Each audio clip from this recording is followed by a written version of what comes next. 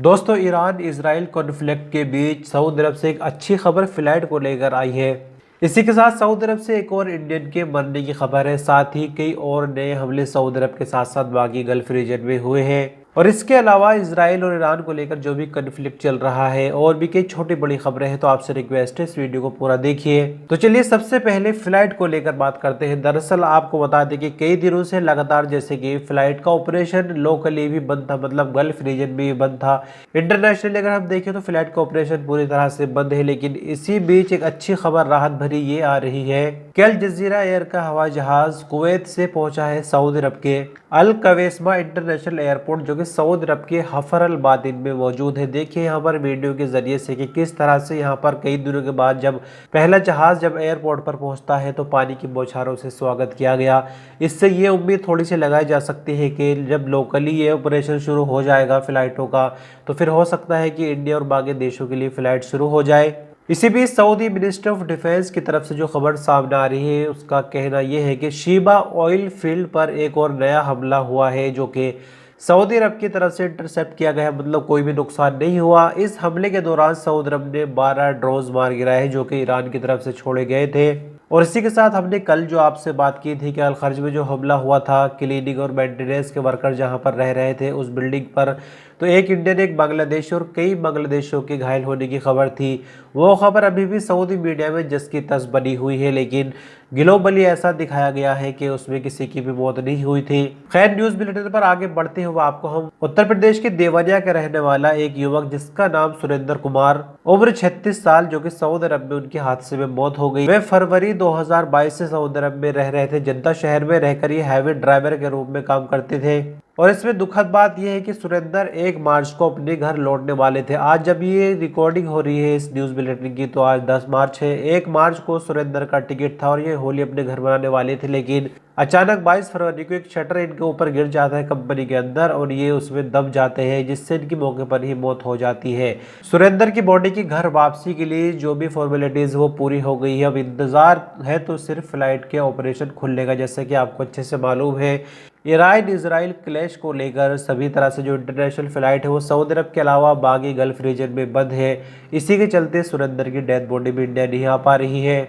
अगली अपडेट में बात करेंगे जैसे कि यूएस बेसेस पर लगातार ईरान की तरफ से हमले हुए, चाहे वो यूएई में हो, सऊदी अरब में हो, बहरीन में हो, कतर में हो। तो अब खबर सामने आ रही है कि अमेरिका सोल्जर जो कि यूएस बेसेस में रुके हुए थे, अब जैसे कि अमेरिका को लग रहा है कि हालात बद से बदतर हो गए हैं, चिंगारी जो है उसने भड़का दी है।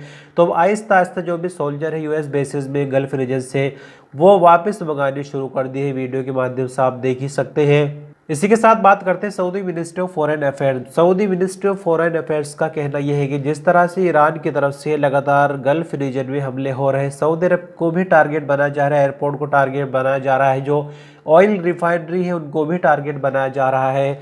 अगर ये लंबा चला तो इसका जो ज़्यादा नुकसान होगा वो ईरान को होगा, क्योंकि सऊदी अरब ईरान को जवाब देने का हक रखता है। तो कुछ इस तरह की बातें Saudi ministry of foreign affair की तरफ से हो रही है। और इसी बीच जैसे कि हमने आपको बताया कि आज भी यानी 10 मार्च को भी हमले की खबर है। इसी के साथ सऊदी अरब से अपडेट अमेरिकी डिप्लोमेट्स को लेकर है। जैसे कि आपको अच्छे से मालूम है कि सिक्योरिटी के नाम पर अमेरिका ने सऊदी अरब से बिलियन ट्रिलियन डॉलर कमाए और हमेशा सिक्योरिटी का सऊदी अरब को अमेरिका झांसा देता रहा। लेकिन जब अभी हालात जो है थोड़े पेचीदा है, तो अब जैसे कि इसी खबर में हमने आपको बताया कि जो यूएस बेसिस थे वहां से सोल्जर वापस बुलाने शुरू कर दिए। इसी के साथ साथ अमेरिकन एम्बेसी जो कि सऊदी अरब की राजधानी रियाद में है, जो डिप्लोमेट्स है उनको भी अमेरिका वापस बुला रहा है। एम्बेसी को अमेरिका ने खाली करा दिया है। वीडियो के जरिए से आप देख सकते हैं। और इसी पर रहबर जैदी अकाउंट से एक बहुत ही सख्त कटाक्ष किया गया है। लिखा गया है कि सऊदी अरब ने अमेरिका को सिक्योरिटी के नाम पर न जाने कितने ट्रिलियन डॉलर दे दिए, लेकिन वक्त आने पर अमेरिकी डिप्लोमेट सऊदी अरब को बचाने के बजाय खुद जान बचाकर वहां से भाग रहे हैं। तो न्यूज बुलेटिन पर आगे बढ़ते हुए अगली अपडेट में हम बात करेंगे बहरीन स्टेट ऑयल कंपनी, जिसको शॉर्ट में बाप को बोला जाता है, जैसे कि सऊदी अरब में सऊदी आरामको है।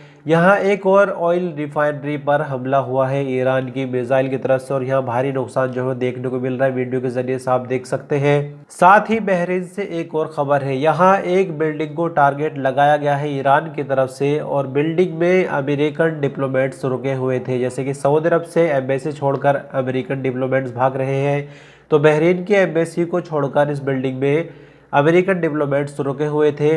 तो इस होटल को टारगेट किया गया है, ईरान की तरफ से मिसाइल हमला यहाँ पर हुआ है। साथ ही एक लास्ट खबर में हम आपको बताएंगे, times of Iran Twitter handle से एक खबर सामने आ रही है और यहाँ पर एक मिसाइल का जिक्र हो रहा है। खबर के मुताबिक कहा जा रहा है कि ईरान ने डिसाइड किया है कि वो अपनी बहुत ही एक बड़ी डेंजरस मिसाइल, जिसका नाम आयरन रखा गया है, वो तिल अवीव की तरफ छोड़ेगा, जो कि एक बहुत बड़ा नुकसान तिल अवीव और इजराइल को देने वाला है। लेकिन ये अपकमिंग डेज में हमें देखने को मिल सकता है। तो इस मिसाइल की ताकत, इस मिसाइल की पावर, इस मिसाइल का साइज आप इस वीडियो के जरिए से देख ही सकते हैं। बहरहाल आज के इस न्यूज बुलेटिन में इतना, हम कल फिर मिलते हैं कुछ और अपडेट्स को लेकर। आपने अपना कीमती वक्त दिया, वीडियो पर अंत तक बने रहे, इसके लिए शुक्रिया।